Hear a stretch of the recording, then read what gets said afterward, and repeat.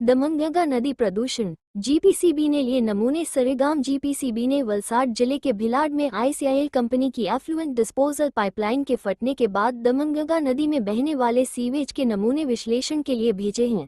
ये कार्रवाई पाइपलाइन से निकलने वाले गंदे पानी के कारण दमनगंगा नदी के प्रदूषित होने के बाद की गई है।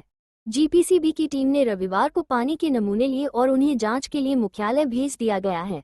ओ त्रिवेदी ने बताया कि रिपोर्ट आने के बाद गांधीनगर कार्यालय के आदेश के मुताबिक आगे की कार्रवाई की जाएगी। शुरुआती जांच में पता चला है कि पाइपलाइन को किसी ने जला दिया है या टूटा हुआ है, जिससे गंदा पानी नदी में मिल रहा है। यह अपशिष्ट जल जलीय जीवन के साथ साथ जानवरों के लिए भी घातक हो सकता है।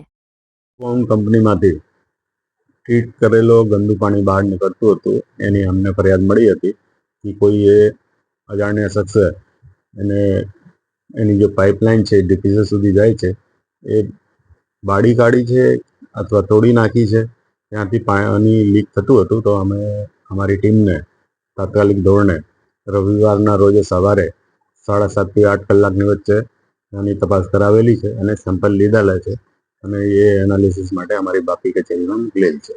ત્યારે એનાલિસિસ આવશે અને હેડ ઓફિસ દ્વારા કાર્યવાહી કરવામાં આવશે.